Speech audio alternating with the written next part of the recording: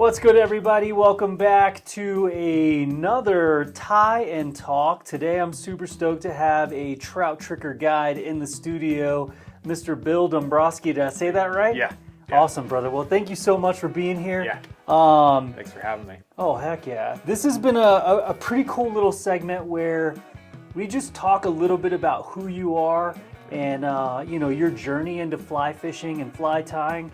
And I'd love to, touch base on Trout Trickers, what you guys are up to, when the season's about to get on fire, what you do there, how you're a walk and wade guide, and jump into the bug that you're gonna tie, and then be an epic little video, right? Yeah. Sounds great. So yeah, just give us like the 411 on who you are and what got you into fly fishing and then maybe into fly tying, since those journeys are usually often interconnected. Yeah, absolutely. I think like a majority of people, I started spin fishing when I was a kid. My dad's got a photo of me at 2.5 years old out there with a rod, just at a little stalker pond.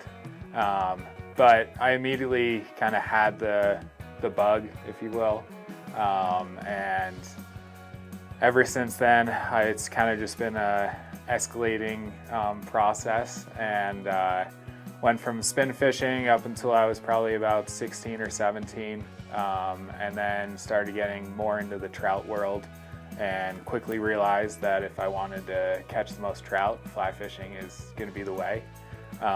So started out doing a lot of blue lining. Back east in Pennsylvania, a lot of brook trout stuff, wild fish, and then more recently coming out to Colorado, got into the tailwaters, and now really found my love on freestones these days. Really just enjoy it a lot, and tying, my dad also kind of got me into. He did a little bit of fly fishing in Pennsylvania, and so when I was a kid, probably like 8 or 10, I was a woolly bugger machine for him, just pumping out flies. My favorite fly to fish. Oh, it's just legendary. There's a reason that it's never going to go away, and it's always been there. Just kind of started tying that way, and then when I got out here, started taking like throat samples from trout, and saw the difference between the bugs that are, usually available in a fly shop versus what they actually look like, and thought I could take that information back to the vise and start to hone in some more patterns. Yeah. Super cool. So how long have you been guiding with Trout Trickers? Trout Trickers is my favorite guide. Fished with him several times. Can't say enough great things about Trout Trickers. Float stuff. I've never done any of the walking weights, so maybe talk a little bit about that and your journey joining those guys, and what you offer for guided wade trips. Yeah. I'm a walk wade guide for Trout Trickers. We also do float trips down the Colorado and also up in Wyoming, and the Roaring Fork. That's another great fishery this time of year. I got connected with Trout Trickers through a friend of mine, and then Pete reached out to me, and we had a little bit of a phone conversation followed by an in-person meeting on the river, and kind of just clicked well together. I think we see the natural world in a similar way, and from there I did some shadowing with Pete and also some of the other guides on staff. And then from there, I started doing my own trips last spring, and I've been enjoying every second of it. I primarily do my walk wade trips on the Eagle River and Gore Creek out in the Vail Valley. It's just really accessible for the wade angler. There's a lot of larger runs, but you can really start to pick them apart. So plenty of space out there, great bug activity. And then in the spring, when water's a little bit higher on the Eagle, that's when we kind of go up into Gore Creek. And Gore Creek's awesome because you can get Gore Creek Slam in one day. So you can get a brook trout, a brown trout, a rainbow, and a cutthroat all in the same day. Oh, that's legit. Yeah, you know.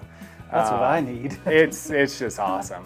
And I really enjoy being up there, and it's more of a mountainous kind of creek. So you get away from the highways and the people, and a lot of our clients are coming into Vail for a week or so, and you know, a lot of their activities might be surrounded by people or out in the Vail Village, and I think they really find a great way to decompress out there. And you know, I kind of watch as we go throughout the day, all of their problems back in the normal life start to fade away, and it's just you and that fly line, and just, I mean, you just hone in and everything else fades away. So I love it. It's really great. There's something amazing and extremely magical about fly fishing, the solitude, the peace, that whole thing just kind of like coming together. And I imagine that's got to be super cool for you as a guide to kind of, like you just said, see these people who come in very like, you know, frazzled from city day life, and then just melt into this new kind of relaxed, focused, and a connected individual as they, you know, as they fish. So super cool, man. If we wrote back or circle back to fly tying, it is fly tying month. March is AvidMax's fly tying month. It's been our thing for a few years now. Super cool. We have a ton of stuff on sale. All the fly tying stuff in the fly tying categories on sale. So it's a great opportunity for people to stock up or get into the sport, right, and get into the hobby. And that's kind of our thing is, man, we just want to get fly tying in front of everybody because it is a great way to extend your season or to learn a lot more about fly fishing. What would you say has been the hardest thing for you to learn when it comes to fly tying? I think proportions. Oh yeah. Proportions for fly tying, it can be difficult. And I think that's where, for me, taking those stomach samples and either taking a photo of it or being a real geek and putting it in a vial and then taking it home, you really start to see the way that, or the sizing comparisons of, say, the tail, the body, and the thorax. And, you know, there's been plenty of times that I get done with the fly and it just looks off, right? And it's usually a proportion thing. You know, maybe your thorax is half the shank length rather than a third of it or something. And just starting to kind of dissect that stuff and look at it a little bit closer. I think it's been the hardest part of fly tying, but once I've gotten the hang of it, it really starts to dial in the bugs and make them look the way that I want them to. Yeah, for sure. What's the, totally not on this list, but what's the smallest bug that you've tied, size-wise? I've done a 26. What was it? It was a neon nightmare midge. Oh, okay. Pretty simple pattern, just 2 types of thread and some UV resin. But 26. Yeah. And you're usually fishing those in the winter. And once the ice starts getting on the guides too much, that's when I think it's a good time to go back home to the vise and get yourself ready for spring, get yourself ready for summer. Because once those days and weeks start coming along, you don't have as much time to tie. So, you know, I really use the winter, and, you know, spring right now, it's 61 day. Yeah. Beautiful. Get out there, fish.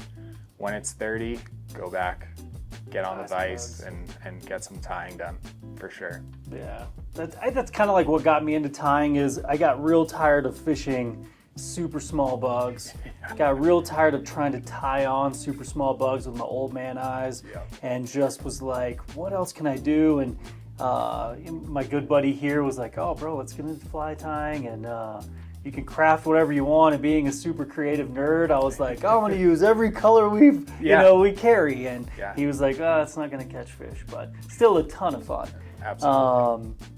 What do you think? And this one's kind of been like one of those questions for the last couple of guests that it's like, man, your journey is your journey, right? It's not anyone else's. And I think there's a lot that we can correlate and connect. And so for me, I want to know, what's the biggest thing that you've learned about fly fishing from fly tying, if that's a thing? Yeah, I think the stages of bugs is a big thing. You know, we put everything into kind of these categories of midge and mayfly and stonefly, but there's so many different life cycles within each one of those bugs. And, you know, that's one thing to learn, but then to start to correlate that with what you're seeing on the water. And when you're seeing a fish come up and what you maybe previously thought was them taking a dry fly, they're actually taking a merger that's an inch or less under the water. And so you start to see those rises where the mouth isn't fully coming out, but you're seeing that dorsal fin go back under. And really, they're starting to key in on those emergence states, and they're getting stuck in that film layer. So I think learning those different life cycles and how to imitate those has been, has accelerated my fishing capabilities for sure. Oh yeah, no, that and the proportion piece. Yeah, and they go really well together. Absolutely. Connected hand in hand, and if you can nail them both, man, you're probably moving a lot more fish. Yeah. So what bug are you going to tie today? I'm going to tie the Lil Foamy. Okay. Yeah, this is a pattern originally designed by Scott Thompson. He was a walk wade guide for Trout Trickers as well, and just a really well-known person in the Vail community. He has unfortunately passed away recently, and I felt like this would be a great tribute to him. Most definitely. Yeah, and I had a great opportunity to guide with him a few times and get out on the water and just kind of learn the Trout Trickers stomping grounds on the Eagle.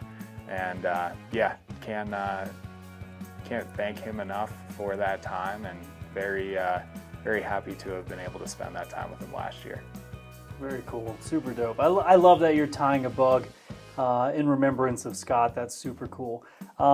Before we move to the tying station though, I would love it if you would just quickly hit like what's coming, you know, down the pipe for Trout Trickers.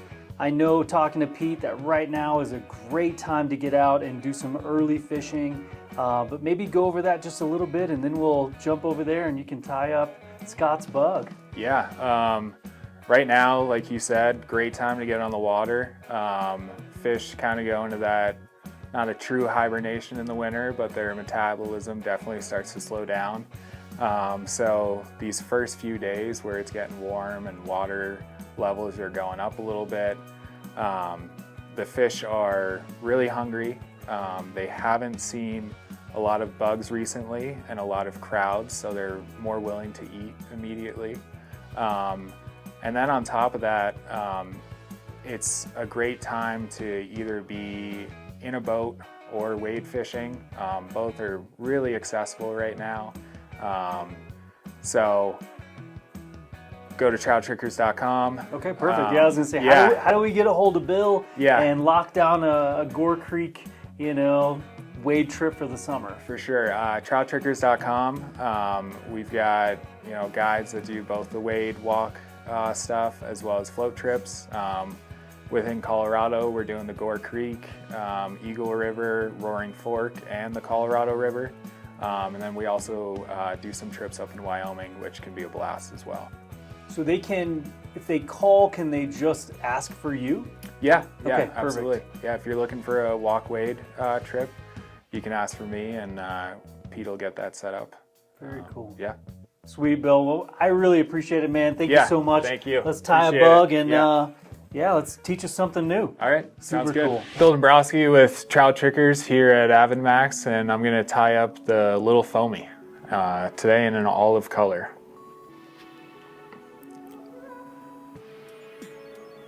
We're gonna start out with a 2488H Tiemco hook in size 18.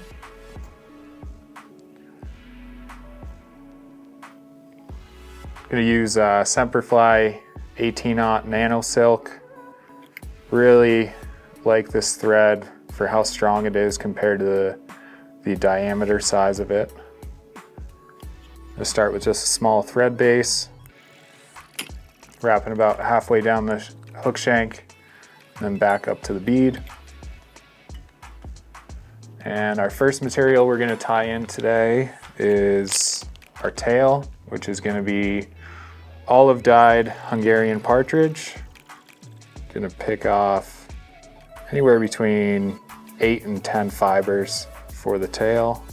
Go ahead and measure those out to be about a hook shank length. Transfer that over. Start tying it in on the top of the hook shank. Occasionally it will try to drift to your far side. Just keep checking on it as you're tying it in.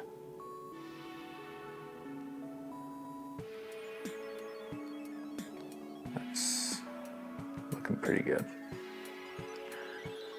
Take the thread back up and clip out this excess.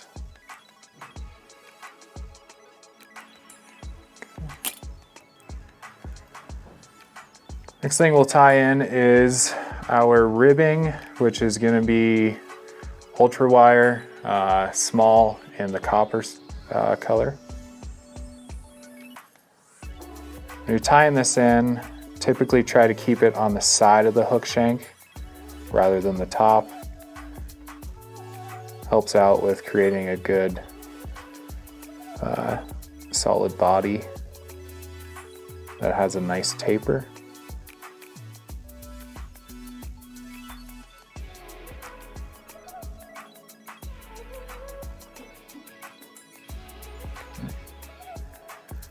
And then the body of this fly is just going to be the thread. So I'm going to go ahead and counter spin my bobbin to open up that thread a little bit and get it so we can create a nice even body underneath the wire.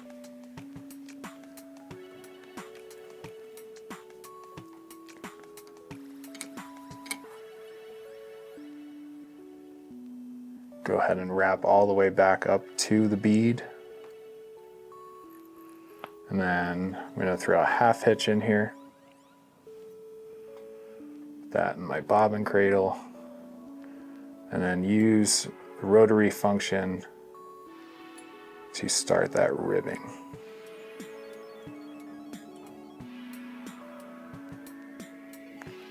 Right, once it gets up to the top, I'm gonna grab it, a couple wraps one way, grab it again, a couple the other way, really cinch that down, and then helicopter the wire out.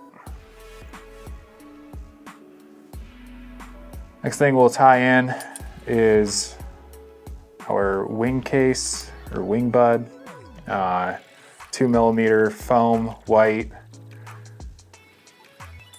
Just cut off a small strip of it.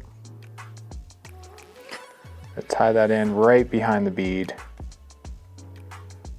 Get it button up against it, a couple loose wraps, and then start to really crank down as you get closer to the bead.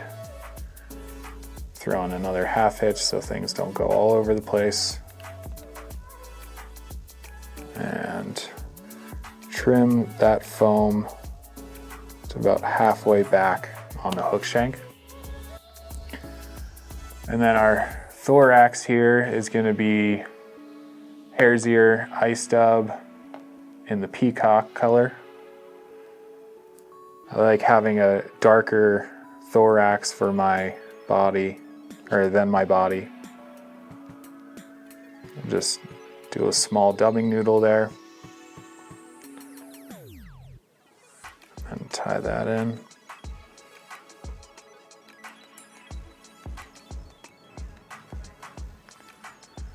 And we will whip finish it.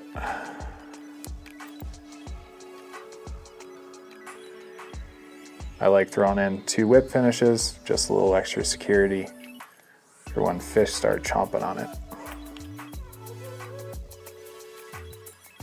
Cut that out. That is your finished Lil Foamy.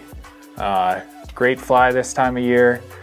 This is the olive color, but you can tie it in a bunch of different colors. I do it in purple and also a brown with actually yellow foam coming out. I think it's a great PMD emerger style.